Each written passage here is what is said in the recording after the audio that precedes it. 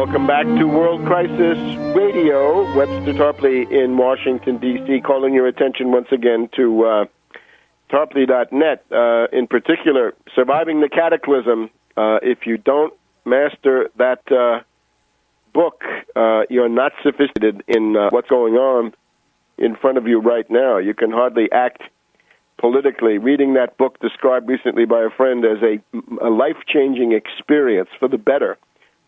Be a sophisticated political leader, and arm yourself, therefore, with an overview of what's going on. Now, who in Europe might do something? We now see that the European interbank lending process has frozen. It's seizing up.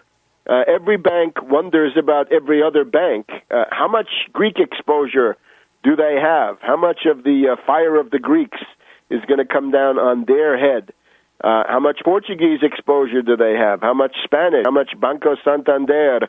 And all the rest of it. There's also a long list of European entities. We've talked about them. The Portuguese state railways and other things like this. They're all under hedge fund attack. They're all crashing down in terms of these bonds.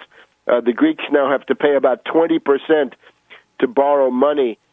Most people would say this is a death spiral. Greece, Portugal, and Spain, certainly, and perhaps some others, are in a death spiral right now. It's a little bit like Lehman Brothers.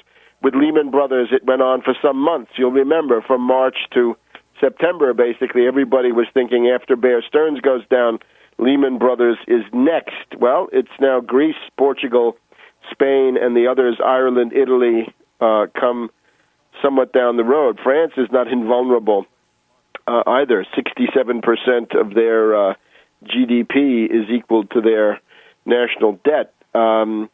Therefore, is there anybody in Europe with any brains? Merkel, you can forget. Merkel is just pathetic. Trichet also seems to be feckless. Trichet should have been in there buying Greek bonds and offering 0% credit for production only. No new lending facilities, no new term asset facility and European bond asset facility and all the rest of this stuff. We've had enough of 0% credit for finance oligarchs. We want 0% credit for producers, for automobile industry, computer industry, for infrastructure, for the European space program, European aeronautics, and so forth. Don't need any more 0% credit for BNP Paribas, Société Générale, Deutsche Bank, Dresdner Bank, Commerzbank, all the rest of these characters, Unicredito. No more 0% credit for them. They should take their chances on this market that they say they love so much.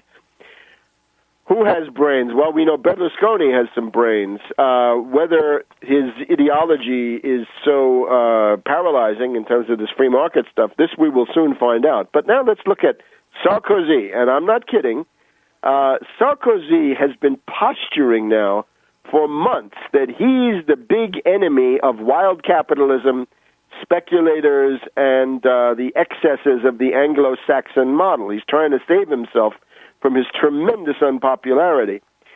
So Sarkozy, at a recent gathering of these European leaders, was overheard, and I'm quoting here, this is the Charlemagne column in the London Economist, the current issue, the Acropolis Now issue of the London Economist. Charlemagne writes, Sarkozy of France was heard vowing resolute action against the, quote, speculation targeting Greece, close quote. Yves Mersch, the central bank governor of Luxembourg, denounced increasing speculation on the capacity of Greece to honor its debt, which, according to this Luxembourg central bank governor, is out of all proportion to the healthy functioning of the markets.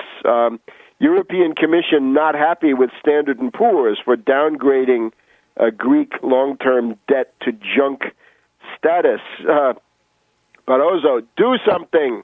Shut down Standard & Poor's. They're a criminal enterprise. They're a RICO base, racketeer-influenced and corrupt organization. Based on their track record, they fail. At least whatever else they are, they're a failure.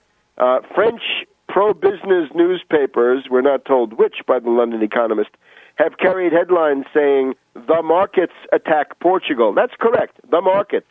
Speculators, investors, because remember, we know who those investors are. Their names are Soros, and the rest of his gang, this wolf pack of hedge funds. So now, Sarkozy, time to put your money where your mouth is. Here's what I recommend. We have had enough of these bailouts. We don't need more 0% lending to these insolvent European zombie banks, because that's what they are. These people, Deutsche Bank, Barclays, Societe Generale, got money out of the AIG settlement. Let's not forget it. 8 to 10 to 12 billion for some of them. We need a process of orderly debt moratorium. This is what I recommended for Iceland last autumn, September to October. Iceland needs a debt moratorium. Latvia needs a debt moratorium. A whole bunch of other countries, we'll go through the list again in a minute. We need some large country, it could be the U.S., except we have no president worth the name. It could be Japan, they won't do it. It could be Putin, this is certainly possible. It could be China, except they're ideologically incapable.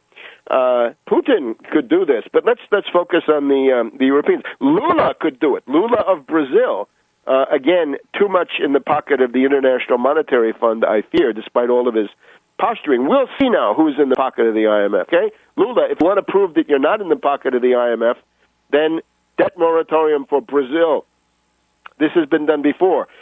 35 to 40 countries have gone to debt moratorium and or de facto default over the past several decades. It includes Mexico 1982, debt moratorium. It includes Brazil 1987, debt moratorium, one of the real causes of the crash of 1987, by the way. And it includes Argentina under Rodriguez Sá in 2001. The results of these debt moratoria depend on the quality and the determination and the resolution of the political leadership to use the debt moratorium as a bludgeon to make the bankers get reasonable and get real, accept huge write-downs in their illegitimate debt. Someday we'll go through why the debt is illegitimate. Don't know if we can get to that today. Anyway, we need somebody to come forward and call for a debt moratorium for the principal European victims of the hedge fund hyenas. Back in a minute.